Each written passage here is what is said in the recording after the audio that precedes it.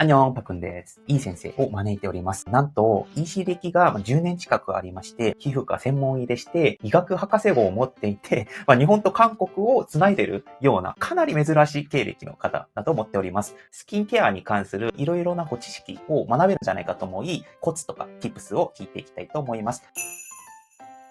日本人と韓国人のスキンケアの仕方の違いとかあるかなと思ったんですけれども、日焼け対策に対する本気度の違いを感じています。学問の意味合いで、実は紫外線をずっと受け続けると、しっかりしてたコラーゲンが細くなってシワシワに小じわが目立ったりとか、たるみの原因にもなっているので、紫外線対策をするっていうのは重要です。あとは例えば、韓国は問題が発生しないように予防でずっと皮膚科に行くっていう感覚が強いかなと思います。もちろん、ニキビができちゃったとか、シミができちゃったっていう状態になって来ていただいても、全然それで、ここから一緒に積み上げていきましょうっていうふうに患者さんにお話はするんですけど、とにかくいつもいいコンディションでいるために、前もって対策するとか、常に皮膚科に通うっていうのを習慣的にしてるから、綺麗な方が多いんじゃないかなと思います。悪くならないようにキープするっていう方が、やっぱり圧倒的に結果は出やすい。だってお金かかるし、みたいな方もいらっしゃると思うんですけども、お金ってそんなかかんないですよね。例えばニキビの薬だったとしても。そうですね。特に韓国より、日本は保険診療もかなり充実しているので、保険で出して差し上げられるお薬もかなりあるし、特にニキビとかに関しては、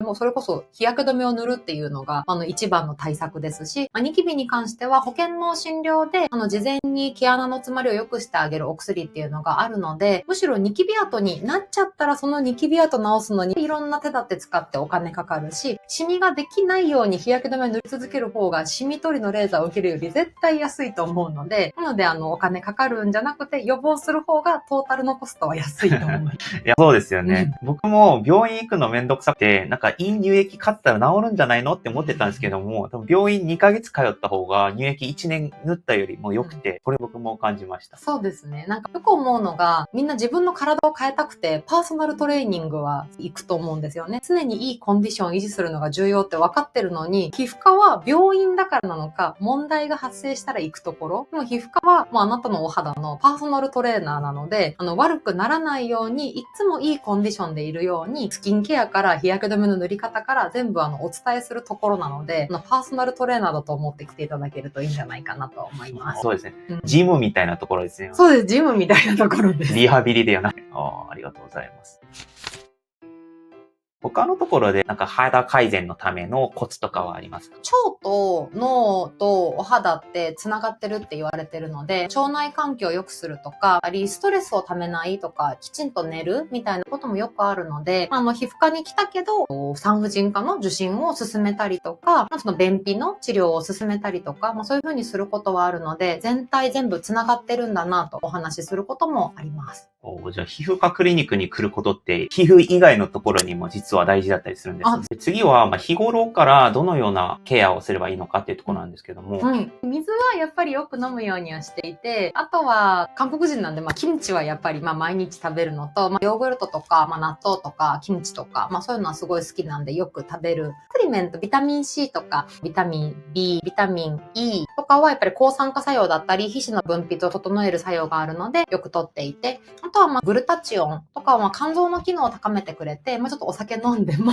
肌が荒れにくかったりっていうののサポートになるかなと思って、定期的に取るようにしています。俗に脂っこいものを食べると悪くなるみたいな話だったんですけど、言うほど悪いんですか？韓国でそれすごい感じるんですけど、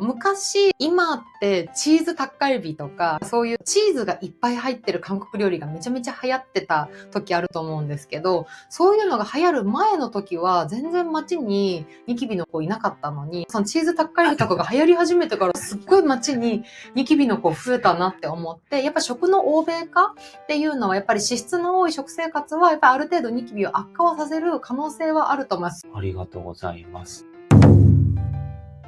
皮膚科っていろんな手術あるじゃないですか。種類が多くて、例えばレーザーとかったり、例えば、ポテンザみたいな、区分の仕方みたいな。もうクリニックで何を取り入れてるかっていうのによっても変わってくるとは思うんですけど、私のクリニックでは、まず皮膚のシミっていう茶色の問題と、あと赤っていう問題。まずこの色の問題で茶色をなくしたいのか、赤をなくしたいのか、どっちですかっていうので、それぞれシミ取りのレーザーと、あと血管をやっつけるレーザーの2種類があって、あとはレイヤーって言って、皮膚って大きく4つの層に分かれてて、表面のこの表皮と、あと内側のコラーゲンを作ってる真皮、であとその下に脂肪があって、筋膜があって、さらにその下に骨があるんですけど、皮膚科で扱うのは大体大きくここのぐらいまでなので、その表面を良くしたいのか、内側を良くしたいのか、例えば毛穴を良くしたいんだったら、ある程度、この表面だったり、真皮ってコラーゲンの問題になるし、たるみを良くしたいんだったら深いところの問題になるし、で、毛穴も毛穴の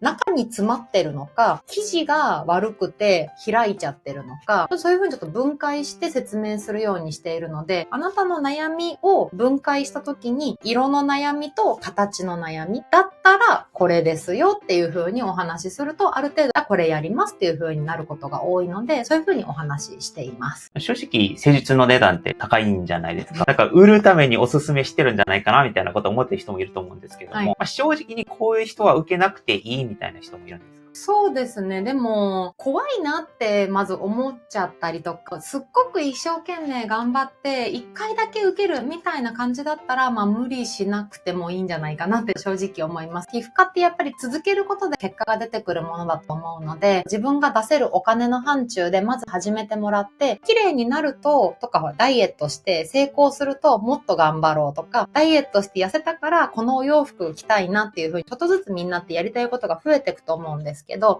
どんなにSNS でバズってても、例えばそれが自分にとって高いのであれば、予算をちゃんと正直に私たちに言ってもらって続けられる金額のものから始めていただいてとか、保険でできるところから始めていただいて、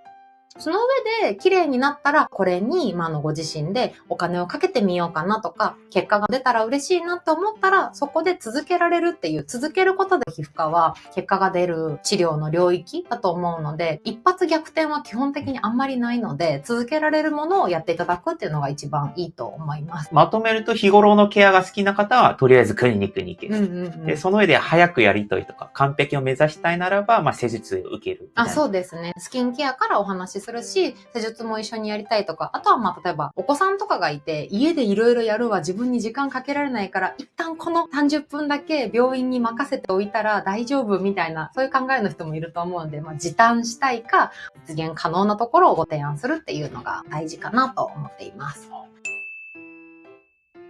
で、最後なんですけれども、公開しないクリニックの選び方みたいなのあるとしたら。私が思うに、今は美容の診療は、いろんな先生方が参入してきていて、皮膚科でも美容皮膚科の診療やってらっしゃる方もいるし、逆に内科とかで体の中の状態が分かった上で肌のことを見てくださる先生もいると思うので、いろんな立場の方が今美容皮膚科で、皆さんのお肌をきれいにしようって言って切磋琢磨している状況だと思うんですけど、その中でもやっぱりある程度日本はしっかり診察の時間を取るっていうのができる状況には割とあるかなと思うので、せっかく医者が全部やるからめちゃくちゃ忙しいっていう、韓国と違って、ゆっくり先生と話して治療の方針を決めて、みんなが、患者さんが納得して、こういう理由だからこの治療をするんだなっていうのを説明してくれる先生のところで治療を受けていただくっていうのが一番、後悔もないし、続けやすくていいんじゃないかなと思います。じゃあ逆に自分から調べていて、壁打ちというかディスカッションして、その上でフィーリングが合う先生とやるっていうのもいい。そうですね。結局は人と人なので、もちろんコミュニケーションの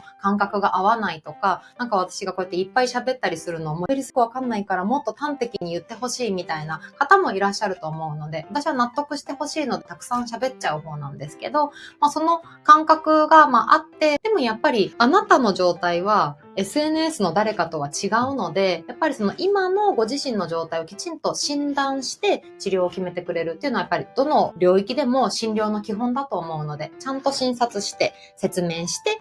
治療にっていう順序をやってくれる先生がいいんじゃないかなと思います。